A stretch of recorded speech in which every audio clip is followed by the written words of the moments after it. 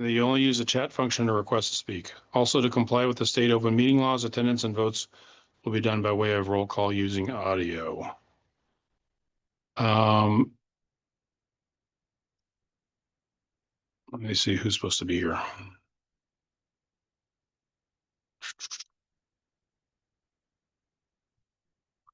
All right. So our members are Jay Young. Here. Alan Salott. Present. Mindy Bernstein. Here. Kenny Wong. Here. Ray Winch. Here. And Jim Toffel, I'm here. Wow, we got 100% attendance. That's awesome, guys. Good job. Okay.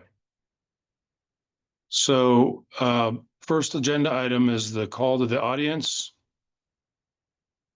Call to the audience is limited to 3 minutes per speaker and a total of 10 minutes. All speakers must share their name and be recorded in the meeting minutes. Remember, a call to the audience may not result in discussion with members of CEHD. No legal action may take place during the call to the audience, and speakers may not be disruptive. CEHD members may only respond to criticism and request that items be placed on future agenda for discussion. Members of the audience may still participate on agenda items as per the bylaws of CEHD. So is there anybody who would like to speak? If so, please raise your hand. Carrie Nelson. Okay, I think she can speak now. Carrie, if you unmute. Yep. Okay. Hi, can you hear me? Yes, we can hear you. Okay, great. I apologize. I didn't see your agenda online. My name is Carrie Nelson. I'm the co-executive director of Community Home Repair Projects of Arizona. I know there are a lot of housing related causes that y'all could consider and fund with the money from the Housing Trust Fund. Community Home Repair does free emergency home repairs for low income homeowners across Pima County. But a majority of our clients do live in the city of Tucson. We work in conventional and manufactured housing on safety and on emergency repairs that affect health and safety. I'm asking for some consideration from the Housing Trust Fund because as we do find ourselves in an exceedingly long and hot summer and some uncertainties around funding, some additional flexible dollars, especially to use in the city of Tucson, would be incredibly helpful. This year, Chirpa started up 300 evaporative coolers, and over 80% of those were for elderly residents, so those over 62. 2/3 of those coolers were in the city of Tucson, and that includes folks in conventional and manufactured housing. About 200 of those were funded by the Pima Council on Aging, and Pima Council on Aging has paused their home repair program, which means that those folks will no longer be funded by PCOA. And so we are seeking some additional resources to both help with those what can be considered general maintenance, but if you are 100 years old and at high risk of being hospitalized for dehydration or heat stroke, it's impossible to climb on the roof to replace the pump or take in and out the damper to have any source of heating or cooling. And so those folks rely on Chirpa for that. And while we do have some general funds from the city of Tucson, we cannot absorb all of the clients from another repair program and still provide the same amount of service. So well, we start up about 300 coolers, and then we also have a population of about 200 people who also rely on us and or have relied on PCOA in the past to start up their furnaces. So I know there are lots of things for you to consider and lots of people who have wonderful programs and causes, but we would love to be in the mix for what might come out of this group. Thank you. Thank you, Carrie. Hey, Carrie, what's the name of your firm again?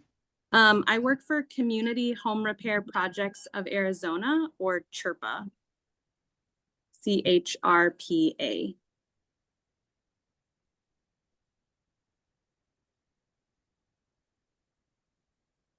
Okay. And we have All right. Drew Schaefer who raised.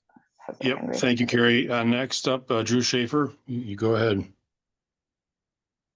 Thanks, members of the committee. Just really quickly wanted to introduce myself again. Drew Schaefer from the William E. Morris Institute for Justice. I'm here with my colleague MJ Simpson, and we are here to speak about and answer questions regarding tenant right to counsel, which is, I believe, agenda item 3D. So just wanted to flag that we are here and available to share information and look forward to the discussion. Okay, thank you, Just Drew. promoted you panelist. Mindy, did you want to speak? Yes, I did. Thank you. I don't know if we're allowed to inquire. I was curious about Chirpa's dollars that they're seeking, like what they lost with Pima Council on the aging and what their projected financial needs are. Are we allowed to ask that? I don't think technically we're supposed to, but You can, Mindy, you can request additional information so we can come back at the next meeting with more information on kind of Chirpa's current funding. yeah, Carrie, if you want to put something in the notes, I think that'd be okay. Thanks, Jim. Yep. Okay, would anybody else like to speak?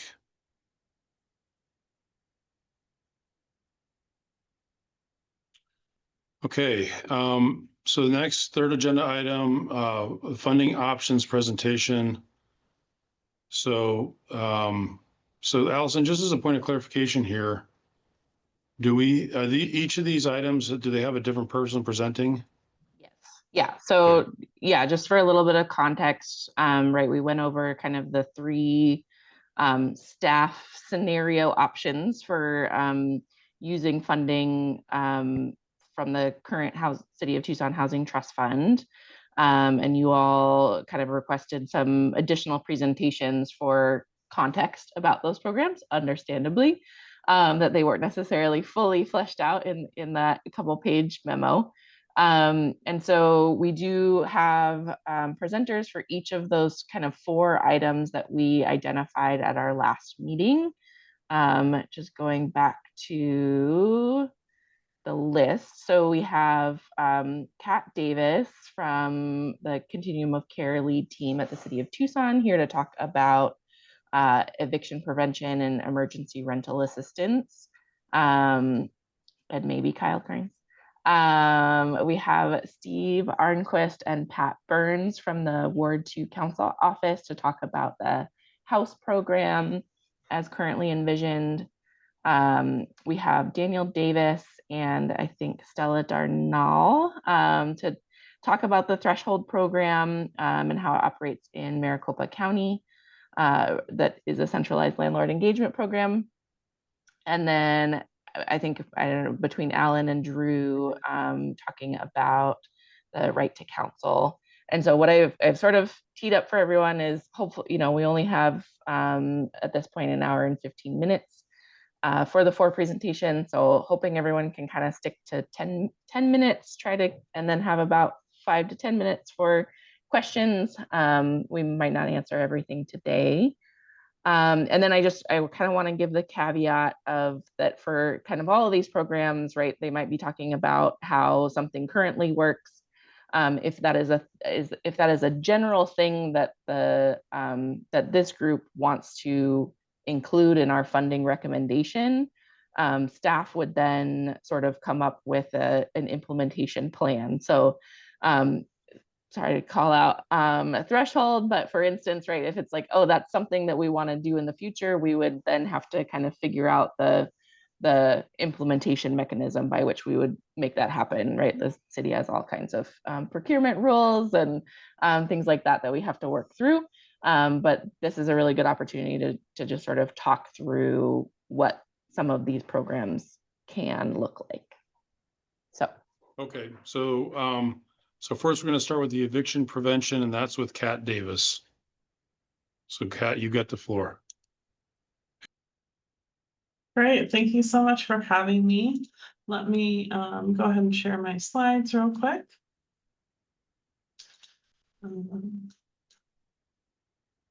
Sorry, hang on. Lost you guys.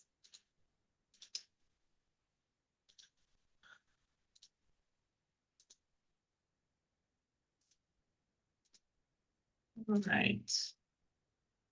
Oh, there's no screen sharing available. I'll make you a co-host. Sorry.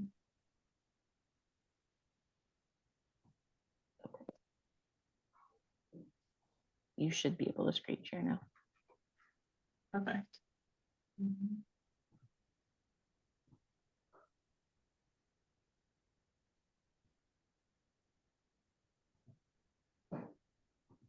All right. All right, thank you so much for having me today. Oh, sorry.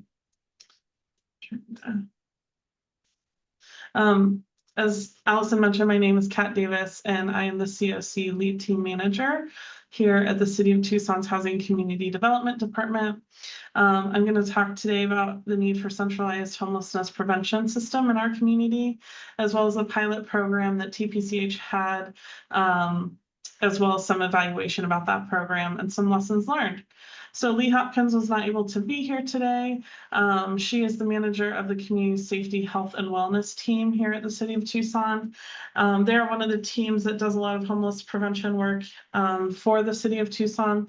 And so I worked with her to discuss what this community-wide prevention could look like.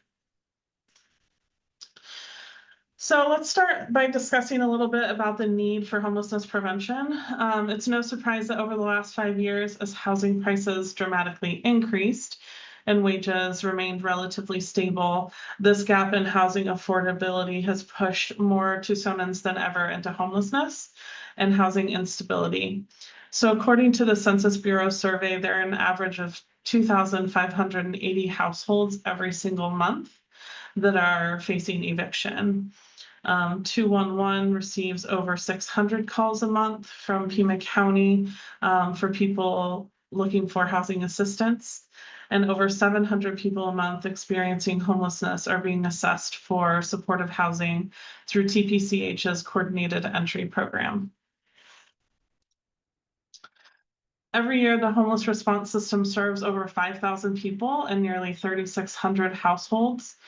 But the demand on homeless services and housing far outweigh our system capacity. So looking at various avenues to homelessness, there are more than 20,000 households in Tucson at risk for homelessness every year. And the TPCH Coordinated Entry Program that assesses these households for supportive housing programs performs over 7,000 assessments every year. To even be eligible for one of these assessments, you must either be literally homeless, a youth that's between the ages of 18 and 24 who is at imminent risk of homelessness within the next 14 days, or someone who is fleeing domestic violence and lacks resources to maintain their own housing. So out of those 7,689 people, our system is only able to serve about 28% of them. That means that 72% of these people in need will go unserved by our current system. During the City of Tucson's most recent P-CHIP funding opportunity, 8 different agencies submitted funding requests for homelessness prevention funding for their clients. So these requests totaled nearly $1 million. An additional 5 agencies requested another $692,000 for similar homelessness prevention funding. So not necessarily limited to rental assistance, but other kind of miscellaneous costs. This shows that TPCH isn't the only agency who's seeing demand for homelessness prevention. Nonprofits across our community are requesting this sort of support for their clients. In a recent TPCH strategic planning survey, we asked the community to rank our goals and show us what is most important for the community. Under our first priority of improving individual client experiences within the homeless response system, the #1 goal by a pretty big margin was support the development of prevention strategies that intervene before homelessness occurs, reducing demand on the homeless response system.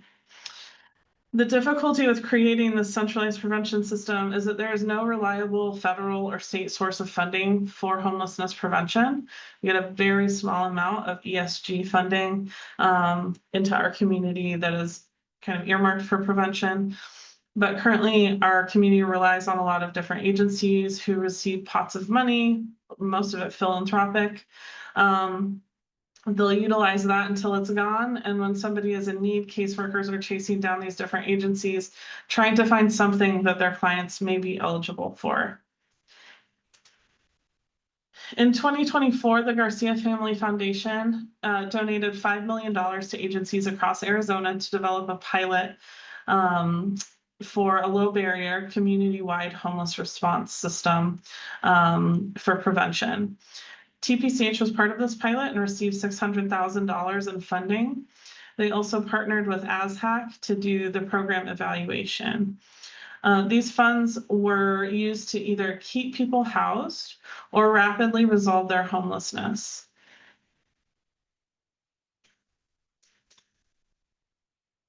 This program was designed to be low barrier and remove as many eligibility requirements as possible, making it accessible to applicants across our community.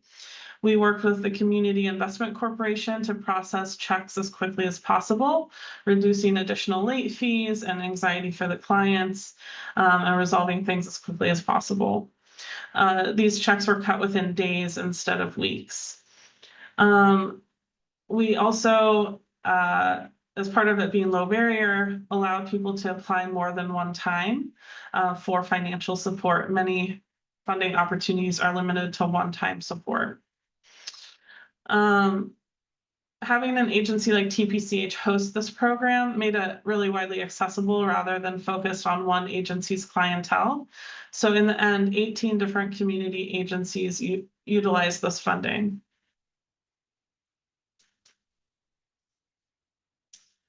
So for how this program was kind of set up, case managers at community agencies could refer clients to get the prevention funds and would apply on their behalf. So TPCH provided training for these case managers on how to utilize the funds, what the process was, and what the purpose of the funds were. So the case managers would apply and then ensure that the applicants were connected with support and other sort of services outside of just this funding. So they would submit their documentation, and then TPCH would process the application, review everything, ensure that all of the necessary documentation was included. They would send information to Community Investment Corporation to cut those checks 2 days a week. Once those checks were ready, TPCH and the case managers would work together to either mail or pick up those checks. CASHU, or the Community Safety, Health, and Wellness team, had an important role in this as well, as those who were not connected to case managers or would just call the city's 311. They were referred to the Community Safety, Health, and Wellness Care Coordination team. And so they would act as kind of light touch case managers and would help apply for funding on behalf of those clients. So this pilot ran from March until August of 2024. At the conclusion, 380 people had applied. 260 people received funding with an average funding amount of about $1,884. This is a bit higher than average. A lot of times the average amount funded is closer to around $1,500 per person. The majority of these requests that were received were for rental assistance as well as utilities. And at least 30% of the applicants had previously experienced homelessness. A significant number of folks had missing information, so it may be higher or lower than that. So 278 applicants consented to being looked up in our homeless management information system as part of the evaluation that was conducted. So at 6 months, there was a 37% percent reduction in people experiencing homelessness when comparing applicants who were funded versus those who were not funded. Interestingly, this gap is even wider for those who are in market rate housing when they applied for assistance. There was a 54% reduction in people who were funded versus unfunded.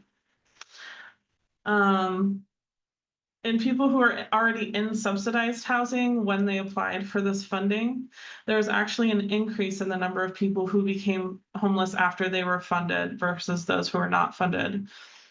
This is a smaller number of people, so overall we still saw a 37% reduction. But more analysis is needed to kind of figure out why this would be the case.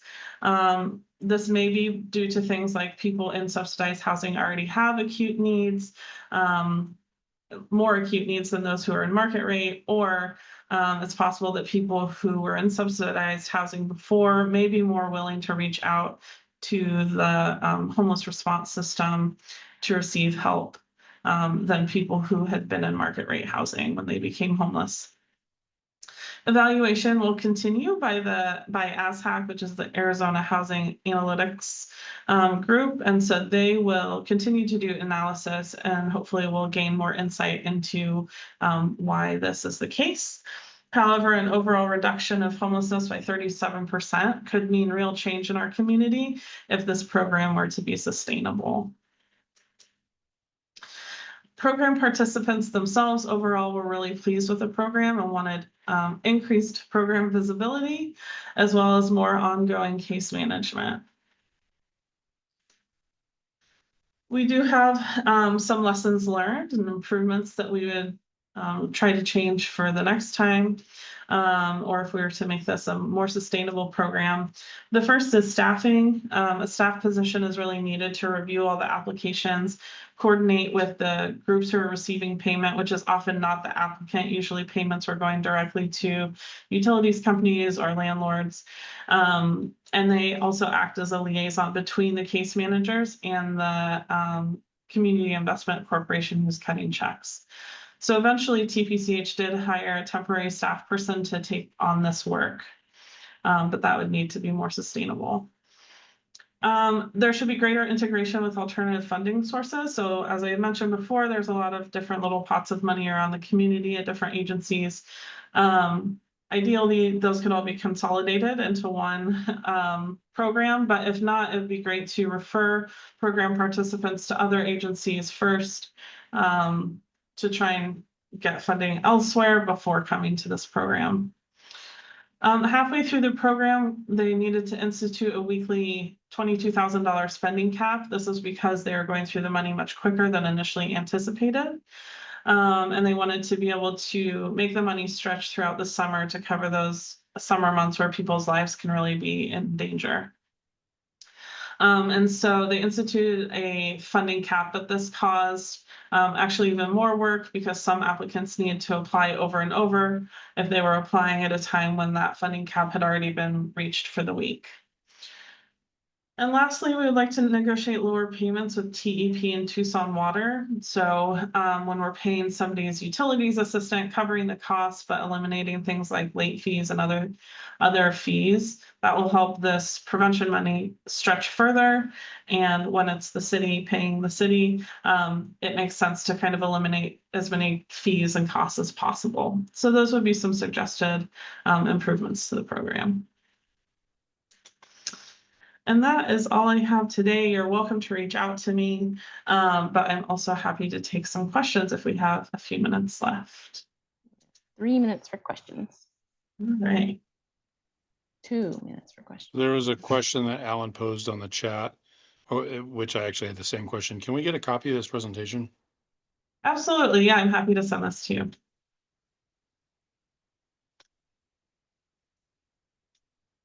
Anything else for me? Sorry, I've lost you guys, so I can't see if anybody has a hand raised, but you're welcome to unmute if there are any other questions. Just to say thank you, Kat, for your presentation. Very interesting. I'm eager to learn more.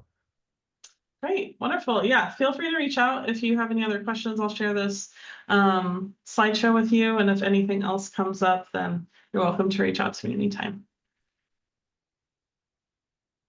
Thank you all. Thank you. Okay, next agenda item is the House program. Who was that was presenting on the House? Is it Steve? Steve and Pat Burns. Okay, go ahead and get started, guys. Thanks for having us, everybody. Nice to see you. I can share my screen, right? Yes, I can. Yes, you should be co-host now. It's sharing now, right? Yep. Okay. Actually, you want to minimize the Zoom or something? Oh, there we go. Great.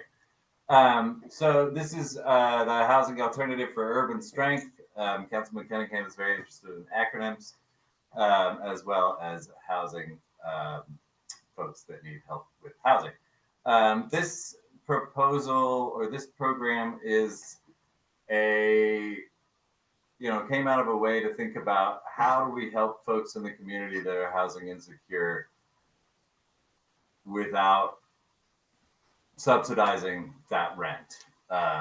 Looking from the presentation we saw just a couple minutes ago about the number of homeless folks, there's no way we can pay all those people's rent.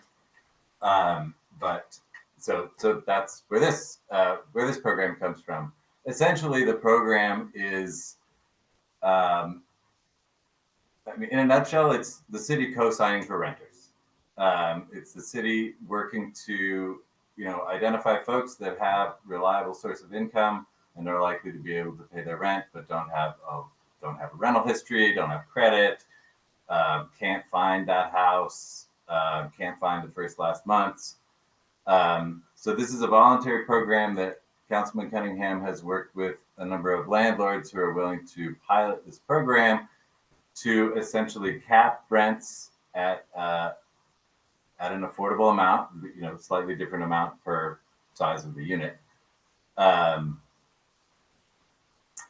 basically co-sign their leases. The program also provides utility assistance through Cox Communications has worked with us to say that they can include internet service for $25 a month. The city can work through the Tucson Water to allow landlords that pay for tenants' water to get the low income rate. But essentially, the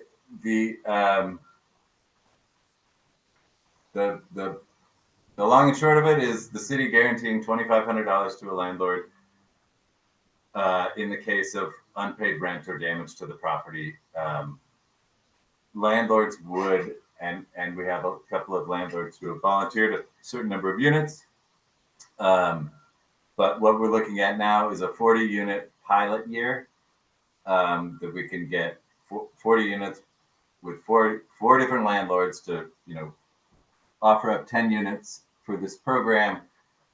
Folks can move in without a security deposit, without a rental check, without a background check. But of course, those folks would be being referred to by the housing department or social service agencies. A lot of this we got from talking with landlords and their perception, sometimes with some truth and sometimes way exaggerated, about the risks of renting to low-income folks or renting to folks without a history. And basically, this is what came out of it. We are looking for to fund the program with 40 units for a year. We are looking for $100,000, which we believe most of which would not actually get spent, but would be there in case of an emergency or a worst case scenario. And I thought that was going to be a longer presentation than that, but so that was it. I'm happy lots of time for questions, Steve. Yeah, I got 10 minutes for questions, right? Did I miss anything? Did I leave anything out, Pat? I mean, and I can go into details about what those rent caps are and all that sort of stuff, but I wanted to lay out the concept.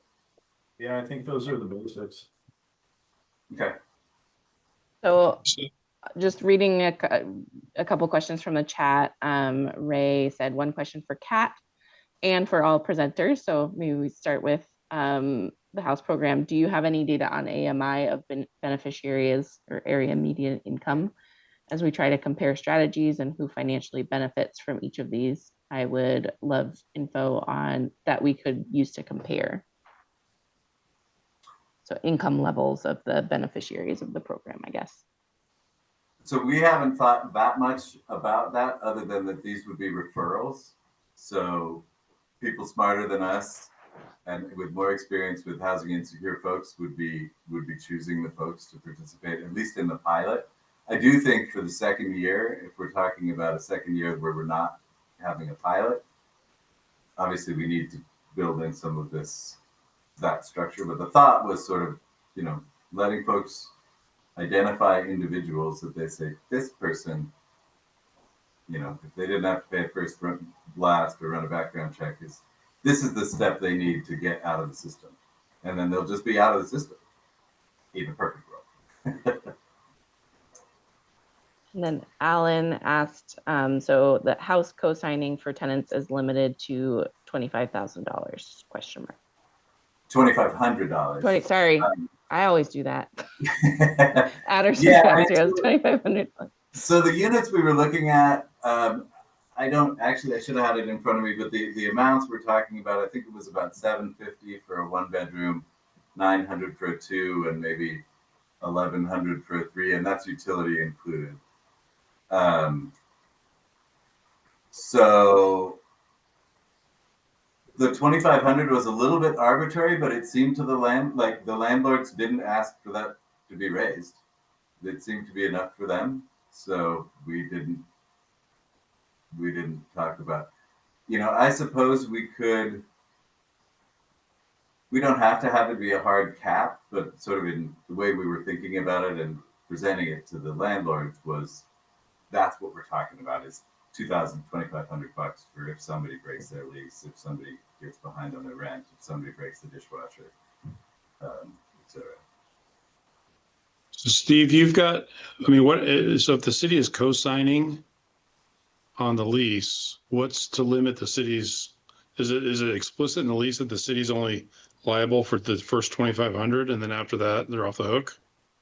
Yeah, that would be in an agreement between the city and the landlord. Okay. And you have a couple landlords that are ready to. We have one who's really, HSL has shown us the units. We have several others who've said, yeah, we're in, but they haven't said these units.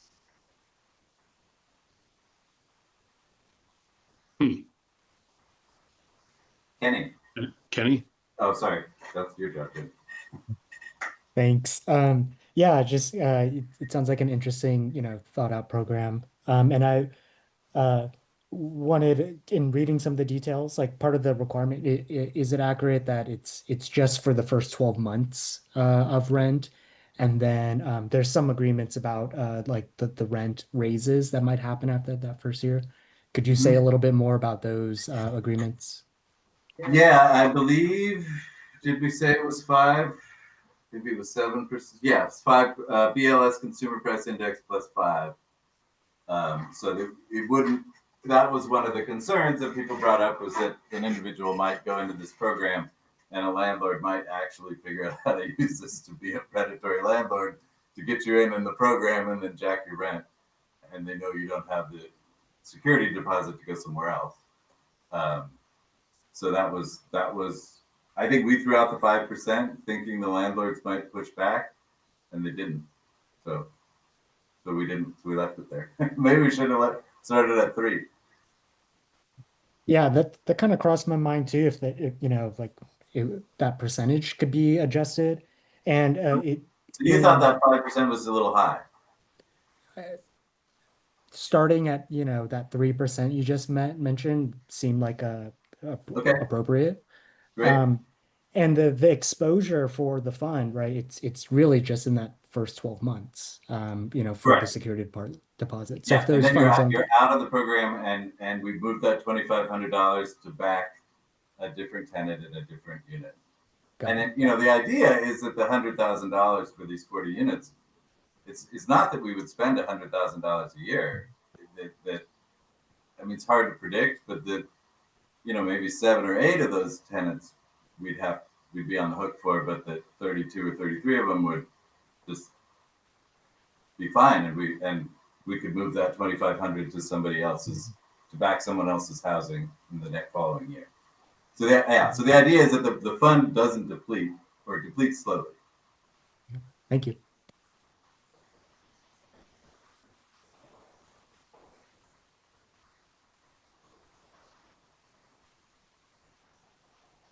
Alan? So a lot of rental assistance programs are not able to fund the rental assistance if the tenant doesn't have a demonstrated way to continue paying rent once they're brought current. So here, I'm just wondering if that kind of thing applies. So the city would do or the house program would pay the $2,500, but then the next month after that, they fall behind again, and it's still a problem. So any consideration on how you deal with that? There was a lot of thought about that, and that's a great question. If it's not coming through, I mean, the idea was to come up with a program that is very cost effective, and can house a lot of people for just a few dollars.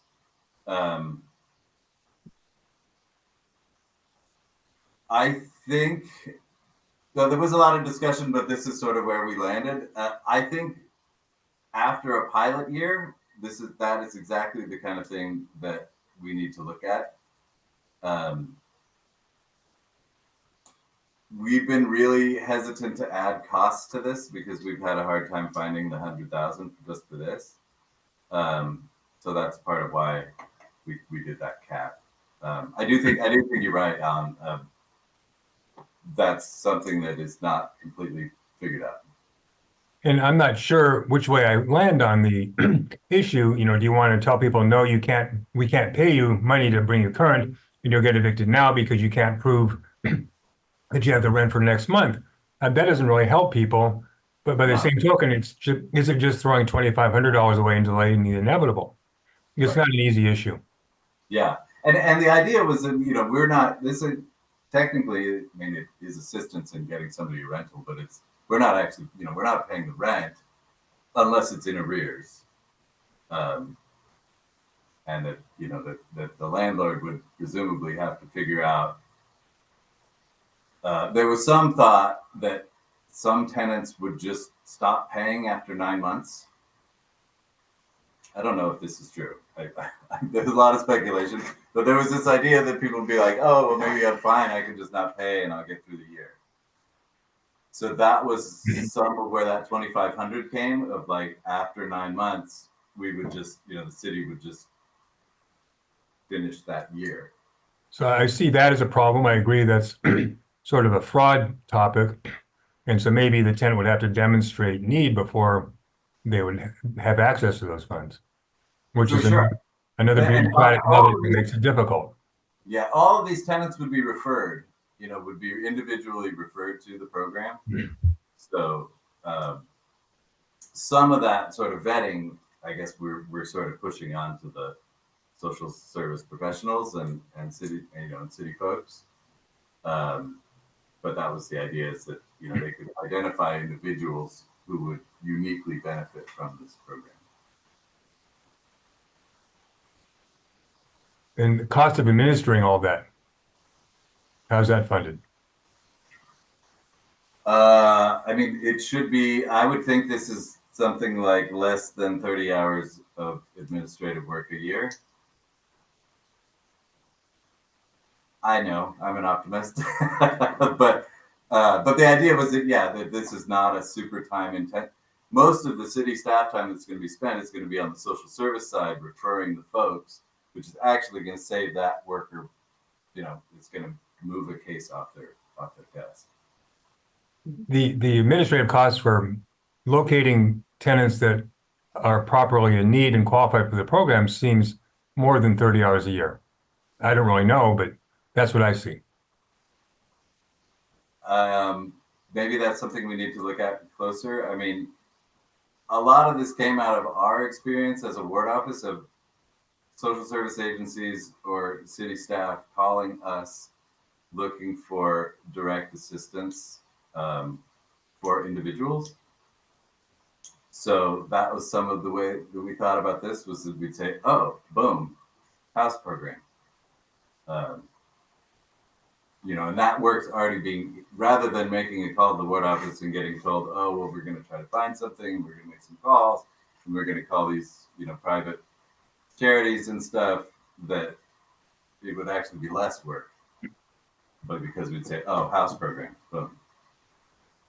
Because, I mean, we spend a lot of time in our office trying to find solutions for individuals.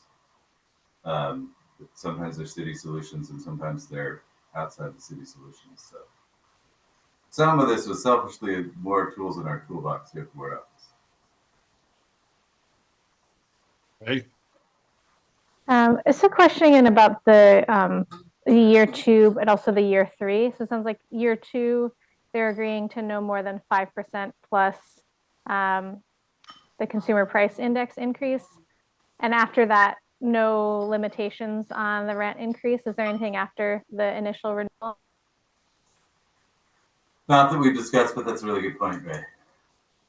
Yeah, those are the 2 things I'd love to see. I'd love to see a lower, because 5% plus consumer price index could be significant, and hopefully people would be able to stay in that housing for longer if possible. But overall, it does seem like a really effective use of leveraging that asset to be able to get a lot of people into housing. Thanks for your work on this. Cool, thanks. Perfect timing. We're at 15 Boom. minutes. Look at that, it was all orchestrated. All right.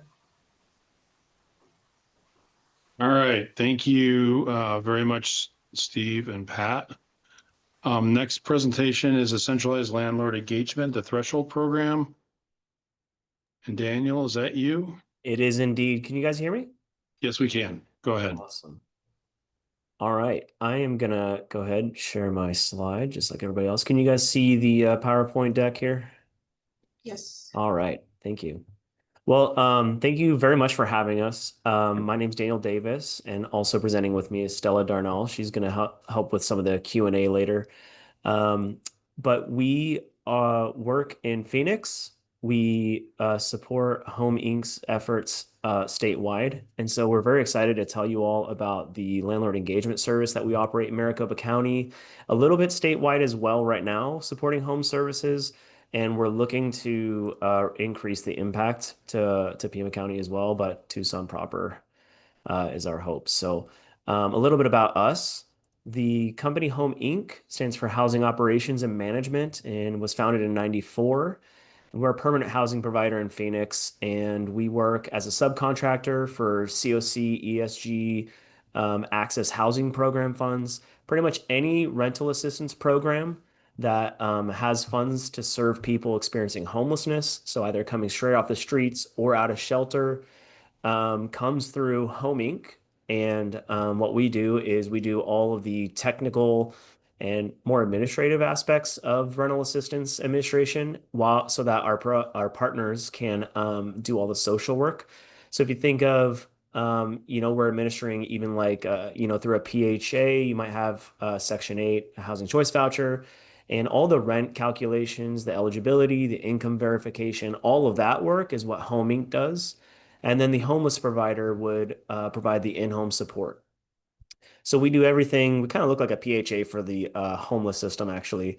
And in 2021, we were awarded the Access Housing Program contract in partnership with ABC Housing. And so that really expanded our impact, not just into more housing in Maricopa County, but also statewide permanent supportive housing. So we actually have quite a bit of programming going on right now in Tucson. In 2019, we launched a software company called Padmission, and it is a software that is now used in 35 communities throughout the country. It is responsible for empowering and enabling property engagement, including landlord engagement and outreach. It's web-based, it's live. We have literally thousands of tenants using it mainly on their phones, which is great because it's web-based and it's interactive to search for housing. So what Threshold does on top of this is Threshold is the landlord engagement service, and all the work that we do gets recorded and is accessible to tenants and case managers in the software Mission Connect.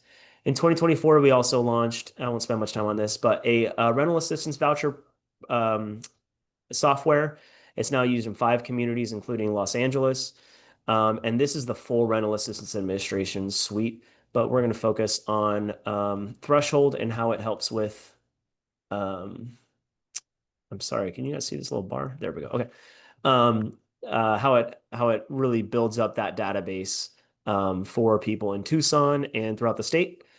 So Threshold is Arizona's centralized landlord liaison service. We're the first of its kind in the state.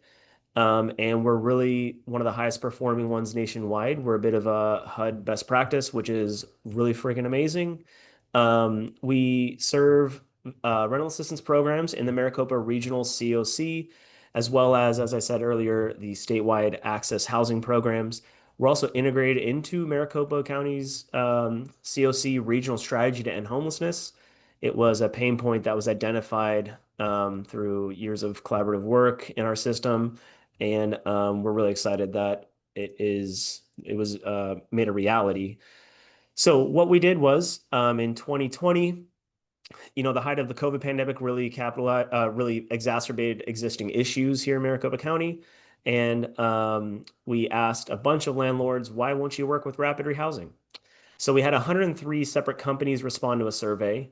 90 said that they would participate if there were risk mitigation funds offered to support and to offset the risk of them working with an opportunity individual.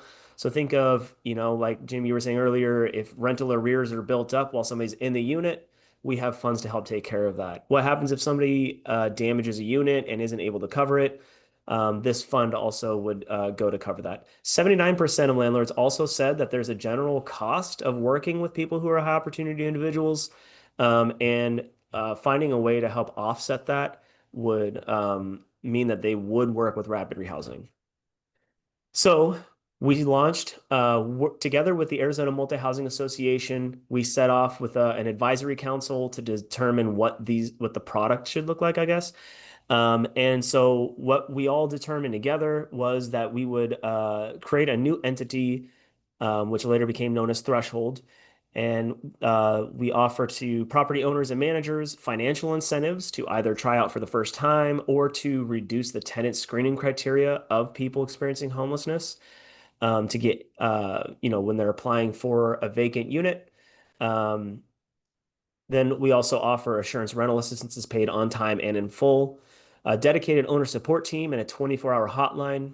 Landlords often said that it's hard to know which provider is supporting the person in the home or, who is the case manager I'm supposed to reach out to. So we offer a centralized solution for that. Also, the internet-based listing service for them to just easily list their vacancies specifically and exclusively to people experiencing homelessness. That's the software I showed you earlier, Mission Connect. And then also the financial resources to keep property valuable and in good repair. So what we heard regularly through some focus groups we did also was landlords are often looking to offer second and third chances. It's just that they can't really afford the fourth, fifth, sixth chance of working with somebody who's experiencing homelessness. So since we launched, what we did was Maricopa County funded the first 4 years through ARPA funds, and now we're part of their general funds. And we've also braided into that. American Family Insurance has chosen to invest in our community a little bit by increasing, adding to our budget so that we're able to reach out to more statewide landlords. And what we're looking to do here, in this presentation, obviously, is ask that, if we were to receive additional funding, we'd be able to not only recruit more landlords that we are probably working with in Maricopa County or, Northern Arizona, but also open it up to more vouchers than just the ones that are administered by Home Inc. So that's really what we're looking to do is increase that pool of available units to people who are experiencing homelessness so they can get out of shelter, off the streets rapidly. And in our first, well, it's been 3 years now, we've enabled 4,500 leases. That's almost 2,600 new move-ins, so people off the streets, out of shelter, into housing. 1,600 of those were rapid rehousing. This enabled full utilization of all rental assistance programs across Maricopa County, which was unheard of. At the end of the year, we'll see, dollars just having either roll into the next year or tenants having to be rolled into the next fiscal grant. And what we were able to do is get that utilization to actually over 100%. So now we had different financial issues, I guess. But we also increased the lease up success rate from 65% to 90.5%. And what that means is if you have 100 people come off the street and get a voucher, 65 of them were going to find housing before they either were lost contact or they just were not able to find housing over the time that their voucher was administered. We now have, out of 100, over 90 people or households would find housing and lease up. That's incredible, especially compared to like national standards and best practices. So that also has led to a reduced time that it takes to find a home by over 10 days. And actually, since this, it's gone down even more. I'll show that in a second. So by reducing the move-in time, the time it takes for people experiencing homelessness to find a home, that's time that's reduced for people experiencing the trauma of being on the streets. It's more successful placements. It's more positive exits, which your COC reports up to HUD as it competes for more funding.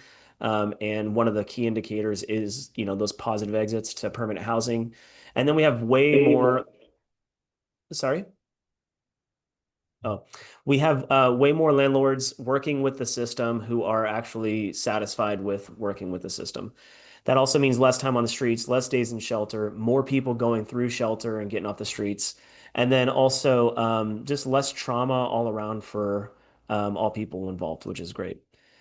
And then full voucher utilization, as I said, leads to fuller use of the existing funds that are out there, not leaving any money on the table. Also, more efficient program administration and a more competitive COC, as I said. I'm going to cut the slides right there, and I want to show you all real quick. As I was saying, we operate in Tucson right now for Home Inc. programming, and what we're looking for is funds to increase access to the outreach that we have and hopefully continue to build on that outreach. This is our software that I was showing you earlier. This is what we currently have available in Tucson. And so we have, as you can see, 149 properties with current vacancies. And as you click on these, Daniel, we can't see the screen. son of a gun. That's classic, man. Here, let me share. I thought I was sharing the whole screen. Sorry about that. All right. Well, let's just do this. Does that work? Can you guys see this? Cool. All right. Well, if I go back, if I clear the filters, here's all of the available units that we have throughout Arizona. And if I'm just looking at Pima here, we could see that we have 150 properties currently with vacancies, offering units at affordable prices to people experiencing homelessness who have vouchers. And what we would like to do is see the access to this system and the funds available to these landlords expand so that we're able to make a bigger impact with all the effort that we've already made statewide, but especially in Tucson. I know I'm a little bit over time, so I just wanted to give you guys also a little bit of time for questions and answers.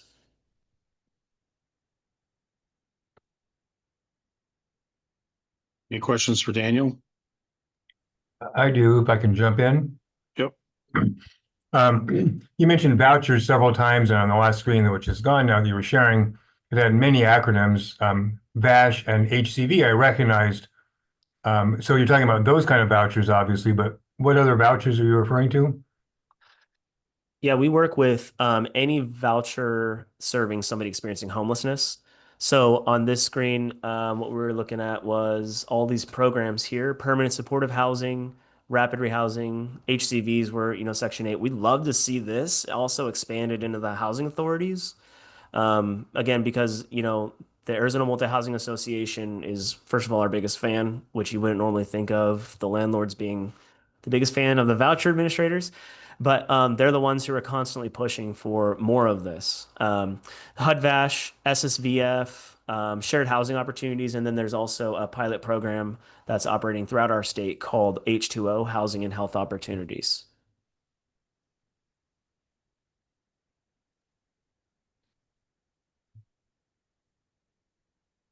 It seems to me that there's obviously plenty of voucher holders that are experiencing homelessness. But certainly, I don't know the numbers, but it's not everybody who's experiencing homeless has a voucher. So your program doesn't serve them. Am I right in observing that? Yeah, right now, in Maricopa County, we serve more than just Home Inc. vouchers, because we have funding for that to serve the whole COC. If we were able to do that in Tucson, obviously we'd be able to not just work with vouchers, but we could work with the COC to figure out what self-resolution looks like, or people who don't have vouchers, or the local housing authority. There's a little bit of work there around messaging to landlords, and then also being able to, have MOUs with providers to actually follow through, right? With if somebody doesn't have a voucher, how are we going to provide services once they get housed? But we think that's all, first of all, incredibly important conversations, but something we know we could tackle together.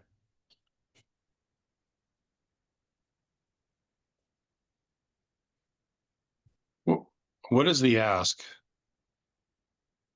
Yeah, the ask is for funds to be able to replicate what we do in Maricopa County in Tucson.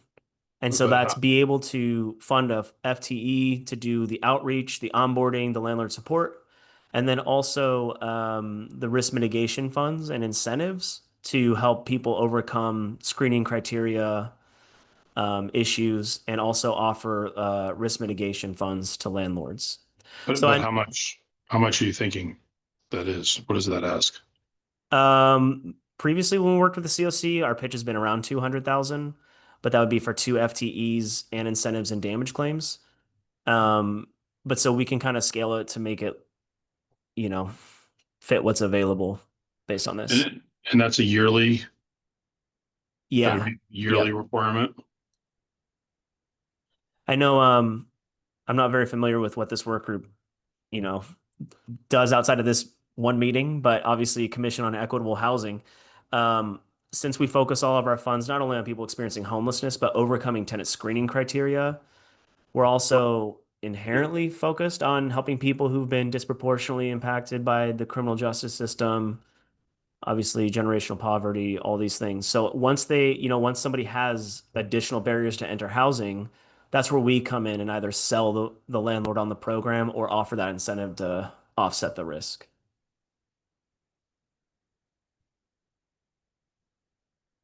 Okay. Well, it sounds like a great program you've got going. I appreciate the presentation. Any other questions for Daniel?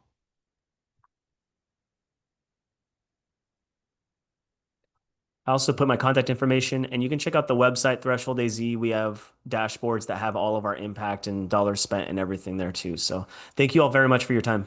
Hey, Daniel, one last thing. If Yeah.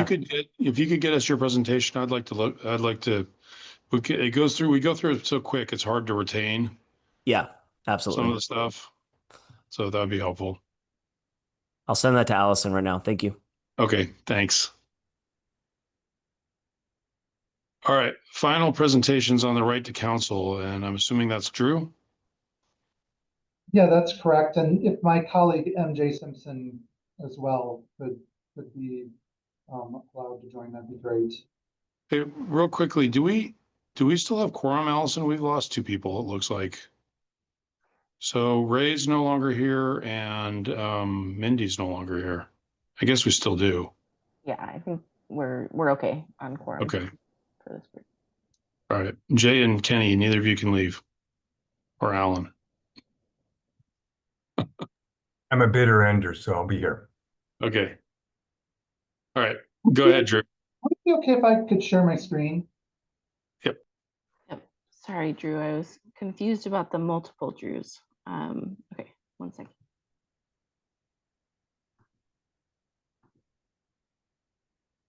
There you go. You should be able to share your screen now.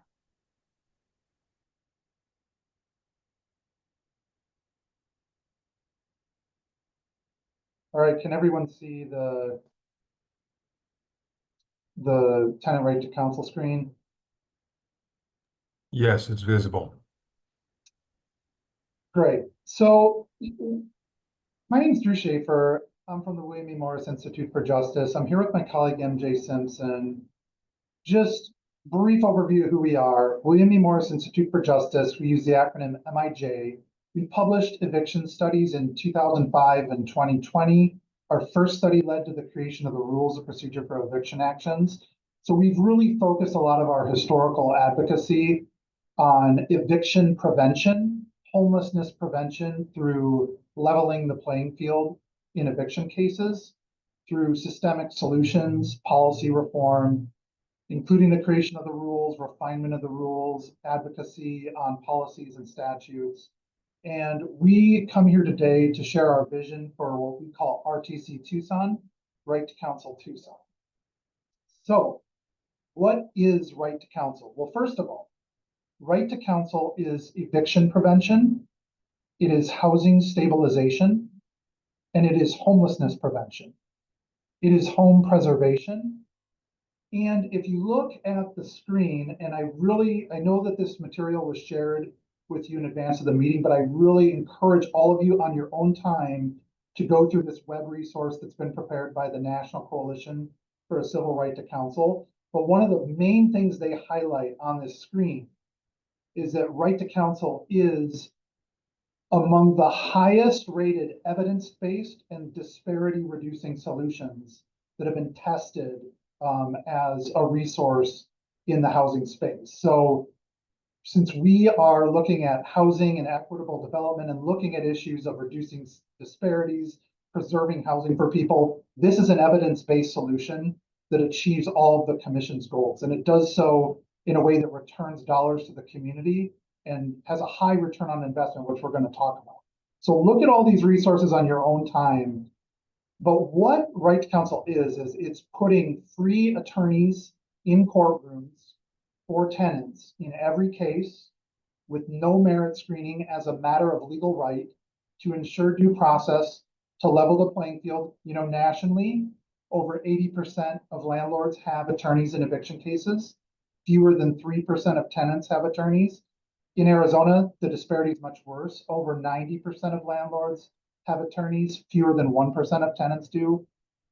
This solution has been developed to address that disparity, and it's been enacted in 26 jurisdictions, including 19 cities.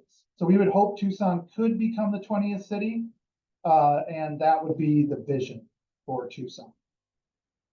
How much does it cost?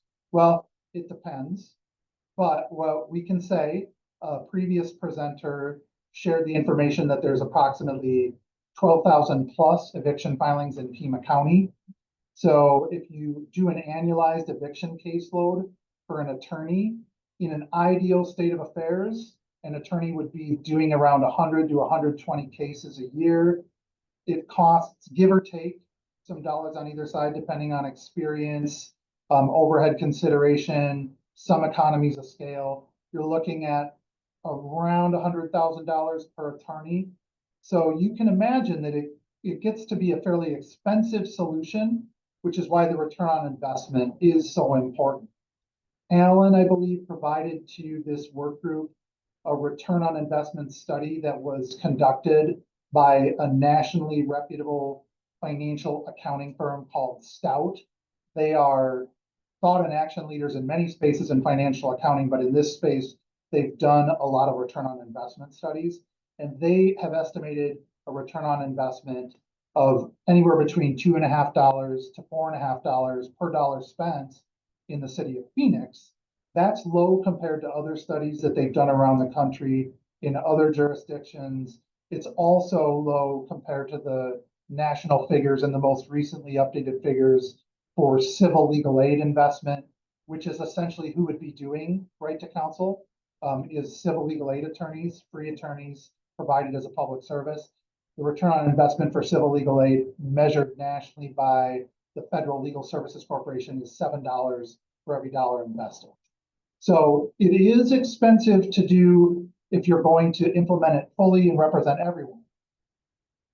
But just to illustrate the return on investment, actually, I'm going to ask my colleague MJ to do this. MJ, do you mind jumping in on the hypothetical return on investment in one case? Not at all. Thanks, Drew.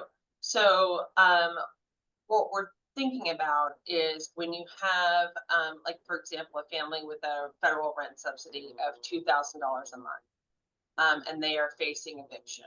With an attorney, the attorney will identify the legal defenses in the case, which there are legal defenses in non-payment cases, and look at the totality of the circumstances of this rental agreement, perhaps identify other issues within the rental agreement that may surface if the landlord tries to evict on other issues, and the attorney would be able to address those issues long term under that rental agreement for that particular tenant.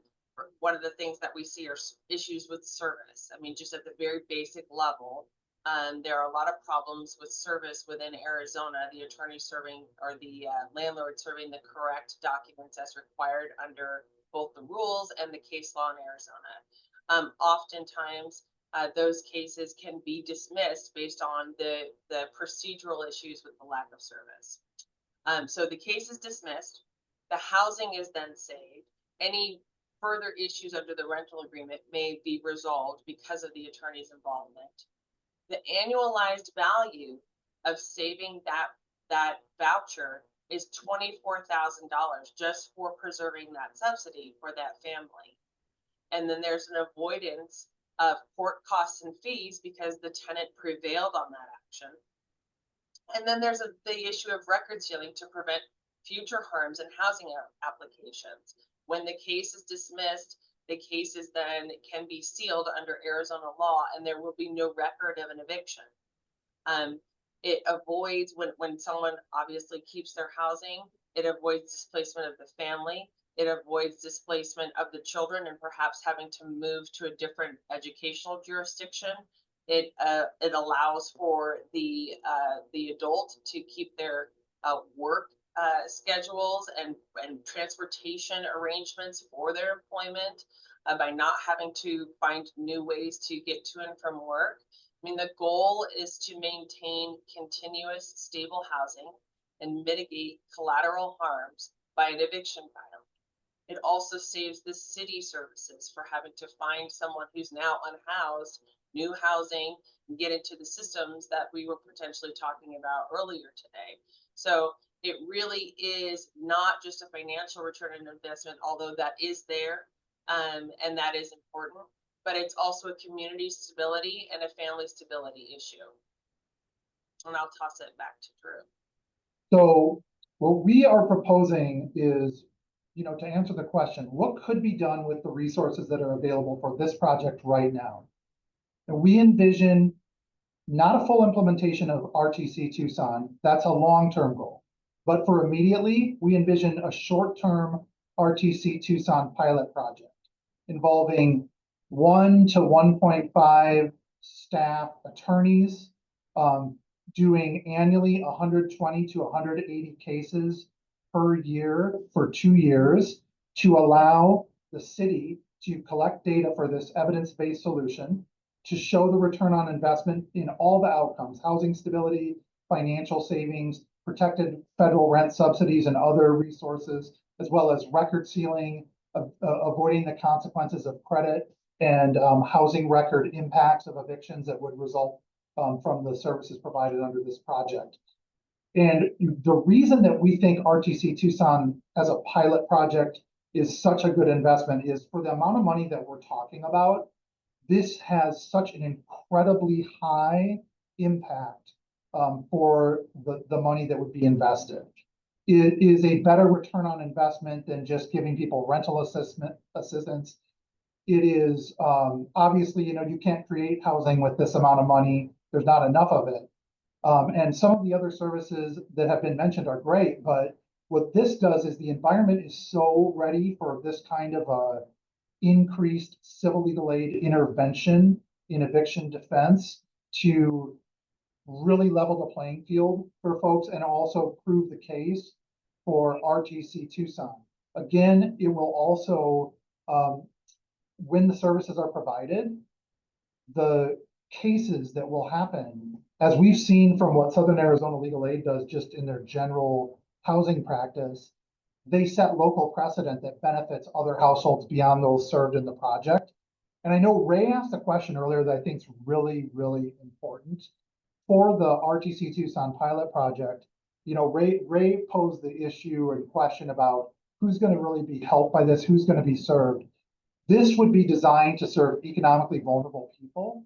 This would be designed to serve people who are, at 125% of the federal poverty guidelines functionally, which is most of the families that are experiencing eviction in court, and giving them services that will not only solve their short-term housing problems, but deliver long-term benefits both to their family and to the community that we've seen in RTC cases. So with that, we'll pause, and I just have up on the screen, I think I have up on the screen, a little bit of a survey of some of the impacts of RTC in other jurisdictions where they've had some chance to study outcomes.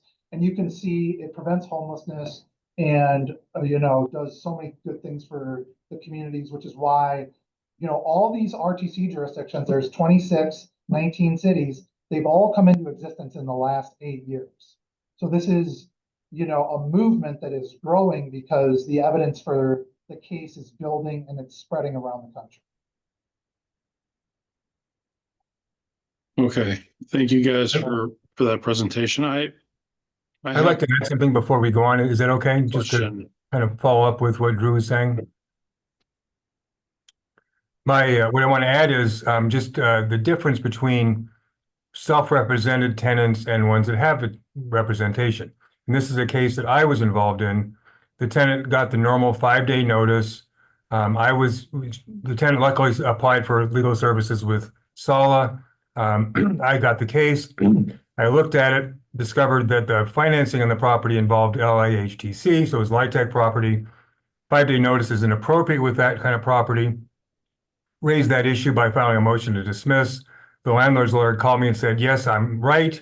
And they dismissed the case on their own and told me that there were 4 other cases that they had pending with the wrong notice. And those 4 other people got a different notice. So that's the kind of impact.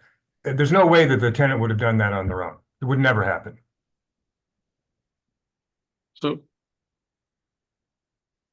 Jay, you want to go first? Or you want me to go? Go ahead, Jim. Okay, so I'm going to be asking a question out of ignorance and just forgive me, but so I have one house that I rent, and my biggest concern as a landlord is having a tenant who doesn't pay and having to go through the eviction process. I mean, obviously that's not something that any landlord would ever want to go through, but I don't have the financial wherewithal to lawyer up, to go through a long drawn out process. So is this the type of thing where it basically pays for it on the backs of developers for not following procedures? Or, I mean, what happens if the developer or the property owner didn't do anything wrong, tenant didn't pay, and they get your services and can you just kind of walk me through that? Is this mostly directed towards bad actors? I guess, how do you qualify who should and should not receive? I'd like to respond to that, Drew, if I can. Just have an easy response. Arizona law provides, just generally, if you don't pay your rent, you're going to be evicted. And so what we're talking about is cases that do have defenses where there's some reason why not paying the rent is not going to get them evicted. But there are certainly plenty of cases where there's really no defense. And one of the benefits of the RTC program would be just explaining to tenants what they're up against and what they have to do and how they can try to work something out or not, or that they're going to have to move. And so I've seen it many times where self-represented people in eviction court have been evicted. There's an order to evict them, but they don't know that's what's happened. They just don't know because they don't have a lawyer explaining it to them. So I'm trying to answer your question, Jim, which is, what about a case where the landlord didn't do anything wrong, is how you described it? And my way of saying that means there's no defense to the eviction. What's the benefit then? And the benefit is what I just said. There's some information provided to and guidance to the tenant, and maybe access to resources and various things. And yeah, we get those kind of cases all the time. There's nothing we can do, but we give them advice, and it helps. So it's more of education of the tenants, because frankly, I think it's less expensive if they can work something out with the tenant where they don't have to go through an eviction. It's probably less for the landlord, less expensive for the landlord as well. Is that what you're saying? Eviction is expensive for landlords and expensive for tenants. And I've learned from something that Jay surfaced, that the city of Philadelphia, we don't have authority for this here, obviously, but they mandate you can't file an eviction action until you go through mediation. So that's what you're saying. It's cheaper to mediate the thing than it is to evict them. Okay. Thank you. Jay?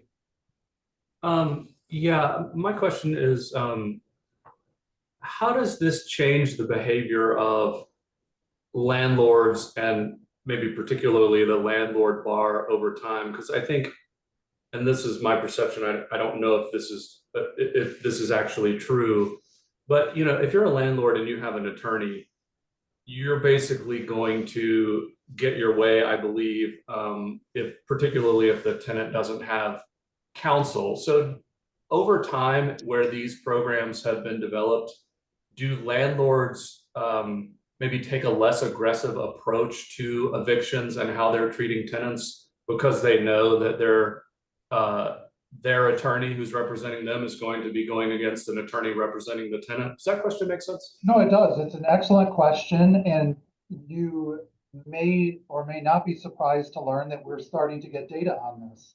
I practiced previously in a jurisdiction that became an RTC jurisdiction, Minneapolis, Minnesota. We saw, as we began to implement it there, filings went down. Eviction filings went down because there were a lot of erroneous and reckless filings that were entering the system that were being checked by attorneys, and essentially erroneous evictions were being prevented.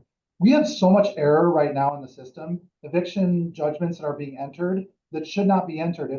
If there were people aware of their rights and aware of the defenses available to them, the outcomes that are happening would not be happening.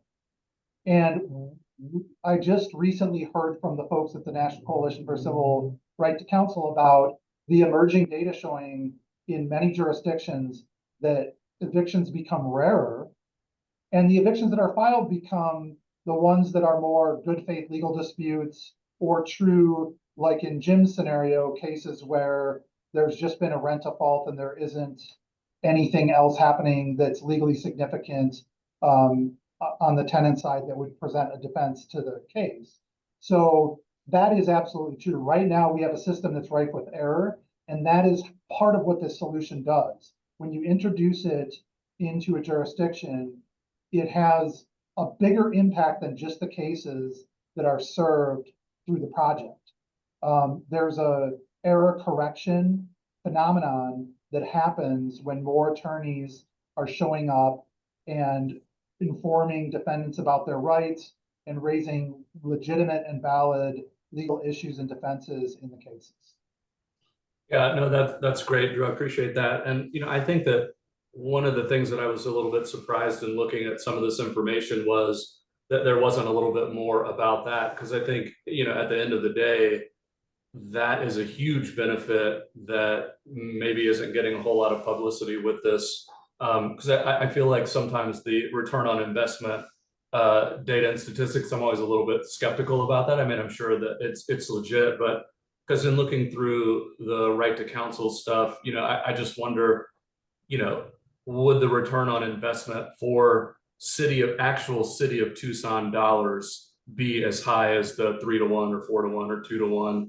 But I do think, reducing the frivolous evictions over time and just, landlords using the fact that they have attorneys to be able to essentially, I think, bend the law to their will as opposed to what's really fair for folks. So anyway, I appreciate the Yeah. presentation. And just to address that last point you just raised, one just napkin math issue I'd put on the table is for the city of Tucson specifically.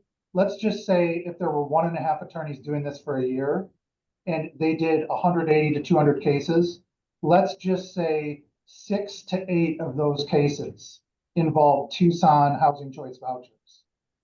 The preservation of 6 to 8 housing choice vouchers out of 180 to 200 cases would essentially pay for the program in terms of sustaining city resources and investment in families, but also like the almost immeasurable impact of if there's a successful defense that results in a settlement or a dismissal or a judgment in the tenant's favor. Let's say that just happens 10% of the time. 18 to 20 cases, that's a family that doesn't have a mark that prevents them from future credit and housing opportunities, sometimes future employment opportunities, improving that family's economic security, housing stability, and essentially life opportunities. So very hard to measure that stuff. And Jay, to your point, since these programs have been in effect in jurisdictions only for the last 8 years, with the majority of those jurisdictions only coming online in the last 4 years, that's part of the reason why I think we don't have as much concrete data about the reduced filing metric. But we do know, we've talked to the folks at Stout, we've talked to the folks at National Coalition for Civil Rights Council. We do know that is in the data metrics that are emerging in the short time this solution's been introduced as an evidence-based solution around the country. Just to add one sort of thing that I like to talk about, there's a ripple effect of evictions. Drew was kind of alluding to it.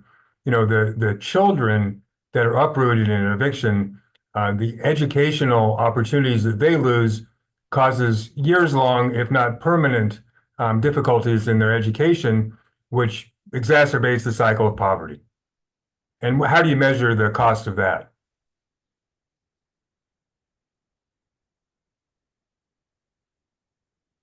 I just want to do a little time check. We have, in theory, 4 more minutes in this meeting, and I know folks want to kind of discuss next options. And yeah, so yeah, Kenny had one question, and I think we'll get wrapped up here. Yeah, thanks for the presentation. Quick clarification and a bigger picture question. So with this pilot with our right to counsel, would it be through EELS or is it something complementary? We've been talking about the Pima County program, which sounds comparable. So just a little bit of clarification there. And then to your knowledge, for a longer term strategy with right to counsel, is the barrier at the municipal level, or is there a statewide preemption or does it need to go on a ballot initiative? What does that long-term strategy look like? Great questions, Kenny. The first question, this would be a City of Tucson program. This is City of Tucson resources. It could certainly be done in complementary fashion with EELS at Pima County. I know where I practice in Minneapolis and Hennepin County complemented one another on services, but I think Tucson would have the freedom to design their program in a way that I think could be more direct and impactful than what EELS may be at Pima County level. And then there's nothing preventing the city of Tucson legally from passing right to counsel. It's just a question of, does this meet the goals that the city has? I know eviction prevention is a goal of the city, and this is functionally and foundationally an eviction prevention program. And then additionally, it has the components for your commission of providing housing stability, preserving homes, and protecting equity and delivering equitable outcomes to vulnerable renters in the community.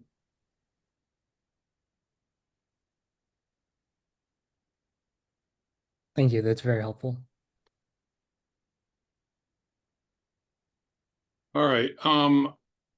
So from a time I'm just going to do a quick time check here. So we've got, basically the next item is the discussion. And without objection, I think I'd like to push that to our next meeting. I think we got some great information.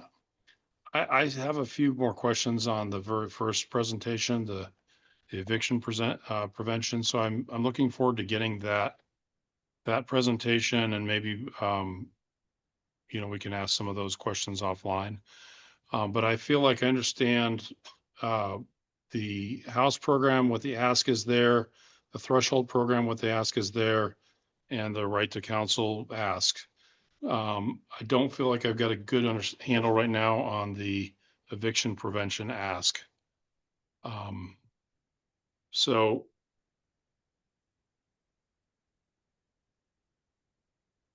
I guess those are my thoughts. Go ahead, Allison, go ahead. I was just going to suggest one thing we could do is if commission members want to send any additional questions, I could send them out to the presenters, kind of gather those responses and send them to you all as like part of a packet of materials, so that you could have them before the next meeting, before your discussions. That sounds good. Kind of the way I'm trying to look at this, I mean, I don't know if there's a right way and a wrong way to look at this. But it's obviously very limited funds. And so I'm trying to look at it as what's going to provide us the best bang for the buck. How, where can we get the most benefit, for our community with the use of these funds? Because the reality is they're only going to last a year. So it's a very short-term thing unless there's an ongoing funding source identified. Jay?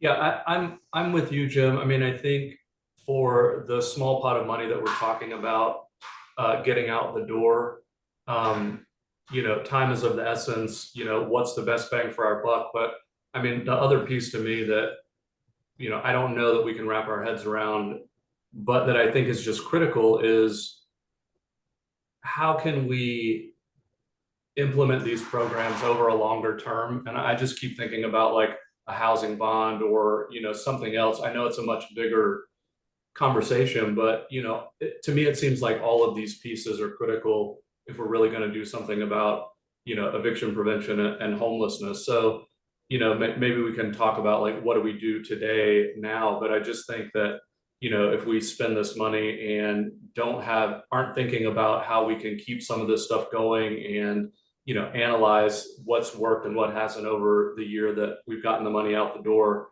we're really missing a big opportunity. So just wanted to put that on the table. Don't know how we deal with that, but I think it's important. All right, so I agree. We have a CEHT meeting this Thursday in 2 days. I think we had talked about having our next working group meeting on the 19th. Does that work for everybody? Same time? Same time, same place. Same time, same place. Okay, so let's go ahead and assume that that's going to work for Ray and for Mindy as well, and get that scheduled.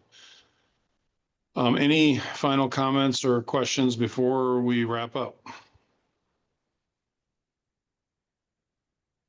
Just comment, very interesting presentations, lots of food for thought.